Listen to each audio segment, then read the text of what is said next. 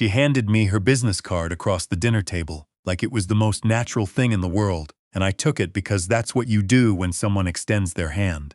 But it was my son's face I was watching, not hers, and what I saw there, just for a fraction of a second before he caught himself, was fear. My son is 34 years old. He grew up watching hockey at the kitchen table, argued with me about the Leafs every November like clockwork, cried exactly once in front of me that I know of, the night his mother passed. He does not scare easily, so when I saw that look, something old and quiet woke up in the back of my mind, something I hadn't needed in a long time. I slipped the card into my shirt pocket and smiled at her. "I'll hold on to this," I said. She smiled back. Perfect teeth, warm eyes, the kind of smile that takes practice. Her name was Celeste. She'd been dating my son for 4 months, and this was the first time I was meeting her.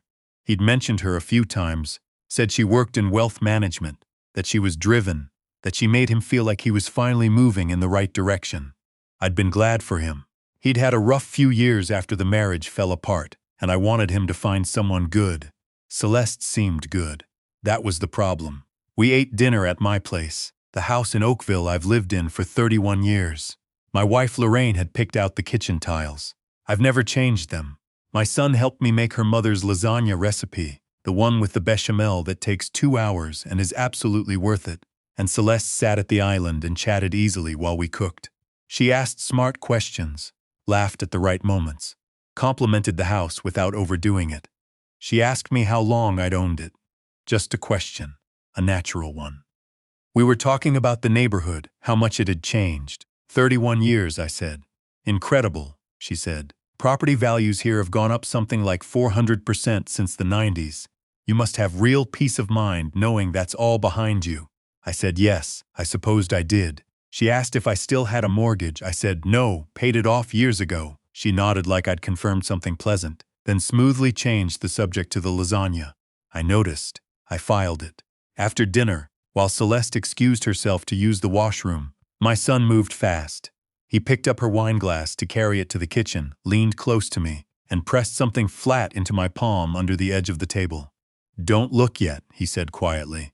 Then he straightened up and called after her, asking if she wanted decaf. I kept my hand in my lap until I heard the bathroom door close. Then I looked. It was her business card, the one she'd given me an hour earlier, except this wasn't the same side. On the back, in my son's cramped printing, he'd written, "Dad, I think something is wrong. Please don't say anything. Just trust your gut." I read it twice, folded it, put it in my pocket.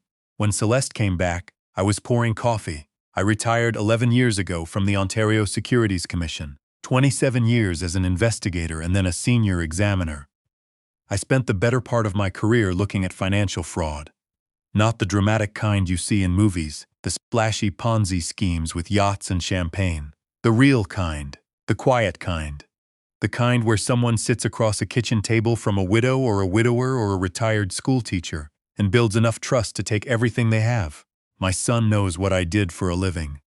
He grew up hearing about it in the abstract. Daddy goes to work, Daddy catches people who steal. He didn't know the specifics. When he was small, I kept it vague because children don't need to know how sophisticated cruelty can be.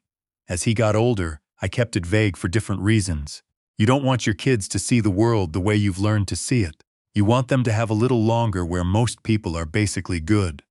What he knew was that I'd spent a career catching a certain type of person. What he apparently didn't know was that I could recognize that type of person over lasagna. But he'd sensed something. Smart kid. Always was. I didn't call him that night. I didn't want to risk Celeste being nearby when we talked. Instead, I sat in my chair in the living room where Lorraine used to read, and I thought carefully about everything I'd observed over the course of 4 hours. The questions about the house had been measured, not too direct. She'd woven them into conversation naturally, but the sequence was deliberate. How long had I owned it? Was it paid off? What were property values like? What did I think about the neighborhood going forward? She'd established, without appearing to try, that I owned a mortgage-free home worth somewhere in the range of $1.4 million in today's market. She'd also asked about my retirement, casually over the bechamel, while my son was grating cheese. How long had I been retired? Did I find it fulfilling? Had I done any consulting work since? I'd mentioned my OSC pension, mentioned that I'd done some private consulting in the years right after I left. Standard dinner conversation. But I'd given her a reasonably clear picture of a financially stable widower living alone in a paid-off home. I thought about how she'd touched my son's arm when she laughed. Proprietary, but gentle. The kind of touch that says he's mine without saying it out loud. I thought about the fact that she'd arrived with her business cards already in her jacket pocket. Not in a bag, not retrieved from a wallet. Ready. Then I went to my office and started making notes. The next morning I called my son while he was on his lunch break. I asked him to come by that evening, alone, and he said he'd be there by 6. He showed up at 5:45, which told me everything about how anxious he was. We sat at the kitchen table with coffee, and I put his card on the table between us. He stared at it. "Tell me what happened," I said. He'd been dating Celeste for about 16 weeks. The first 8 or 9 had been, by his account, genuinely wonderful. She was interesting and attentive, and made him feel like the best version of himself. He'd introduced her to a couple of friends. They'd taken a weekend trip to Prince Edward County. Things felt real. Around week 10, she started talking about her work. Wealth management, she'd said. She worked with a boutique firm that focused on alternative investments, specifically in private real estate development projects in Ontario and British Columbia. High returns, she'd said. Not accessible to everyone, she'd said. The minimum buy-in was $50,000. But for the right investors, returns of 15 to 20% annually were realistic. My son made decent money as a project manager. He didn't have $50,000 sitting around. He told her that. She'd said not to worry about it, that she wasn't bringing it up for him. She was bringing it up because she thought his father might be interested. Widower, recently retired, home paid off. Exactly the profile of someone who could benefit from diversifying their assets into something that wasn't sitting in a low-interest savings account, losing ground to inflation. He'd said he'd mention it to me. She'd said, "Wonderful," and that had been that. But something about the way she'd said it, the smoothness of it, how quickly she'd moved on, had stayed with him. He'd thought about it for days. Then he'd started noticing other things. The way she asked about me in follow-up conversations, whether I'd seemed interested, whether I'd mentioned my finances much, whether I had a financial advisor. He'd started feeling like something was off, but he couldn't say what exactly. He felt foolish even saying it out loud. "You're not foolish," I said. "You're right." He looked at me. "She's running a pitch," I said. "I don't know yet whether it's fully illegal or just predatory, but either way, you were right to be worried." He sat back. He looked like he'd been hoping I'd tell him he was wrong. I spent the following week doing what I used to do for a living. I started with the firm she'd named, Paladin Wealth Partners, based in Mississauga. I looked it up on the Ontario Securities Commission's public registry first, my old employer, ironically, and found that it was registered, technically. But the registration was relatively recent, and the principals listed weren't names I recognized, which on its own meant nothing. What struck me was that the firm's listed address was a shared office suite on Ontario Street, the kind of place you can rent by the hour or the month, with a reception desk, staffed by someone who answers the phone on behalf of 12 different businesses.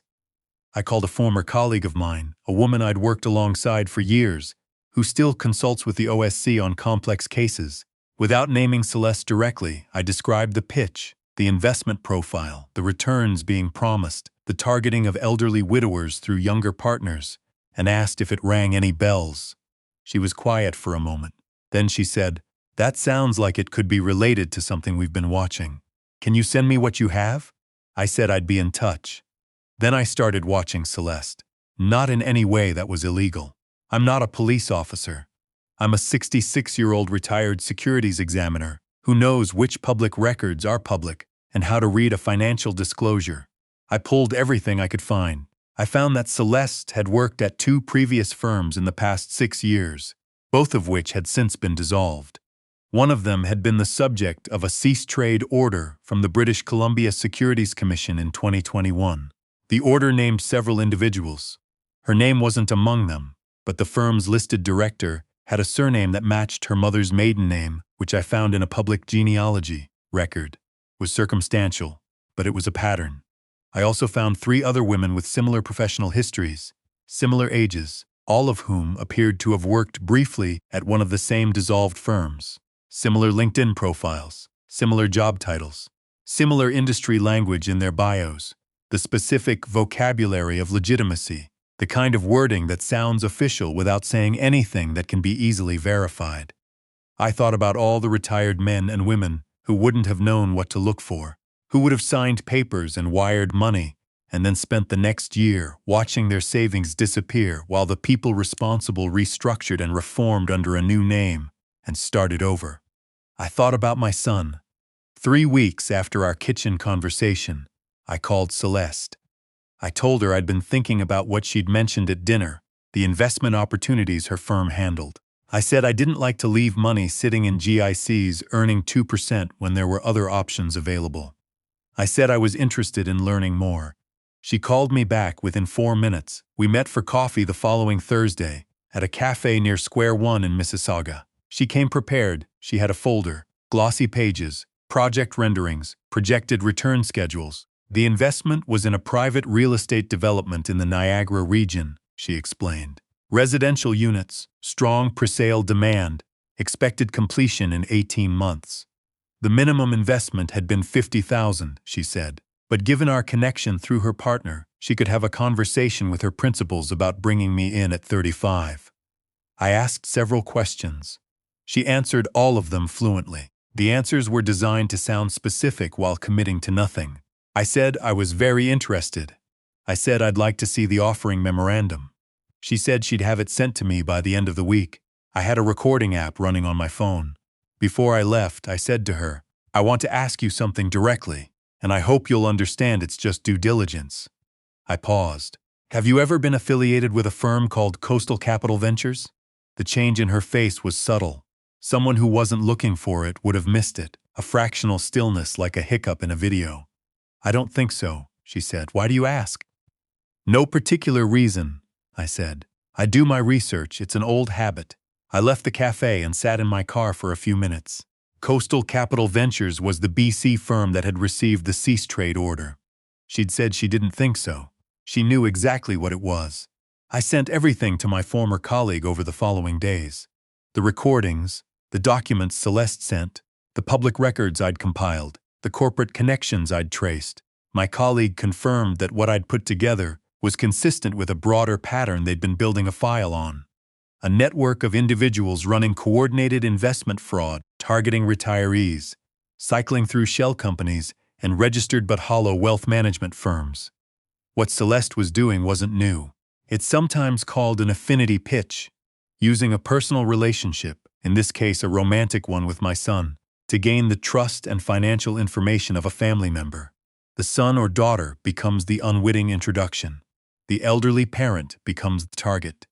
And because the pitch comes through someone the target loves, the defenses are already halfway down before anyone shakes hands. It works because we trust our children's judgment. We want their relationships to be good. We don't want to be suspicious of the person they love. I told my son everything on a Sunday afternoon in October. In that same kitchen, over coffee and a plate of butter tarts his aunt had dropped off.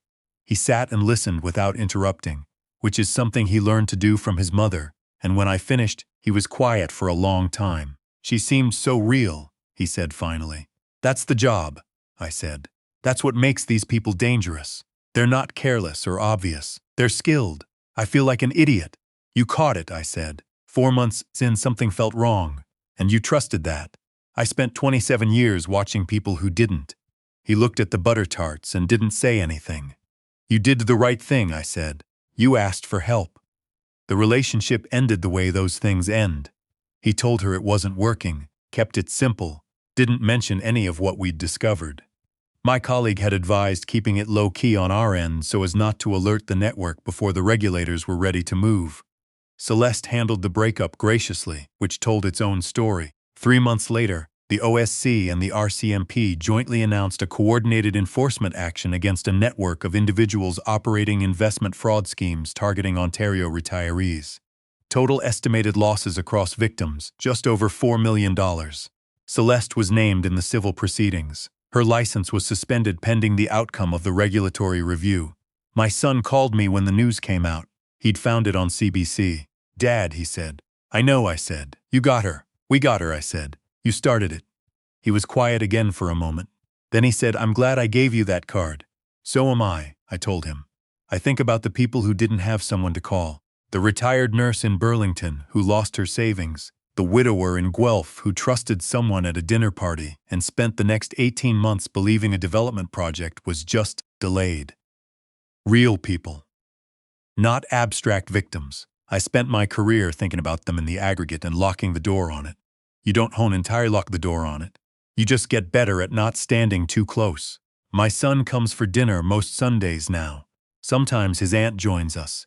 We make the lasagna when there's time, the simpler version without the bechamel when there isn't. He's started seeing someone new.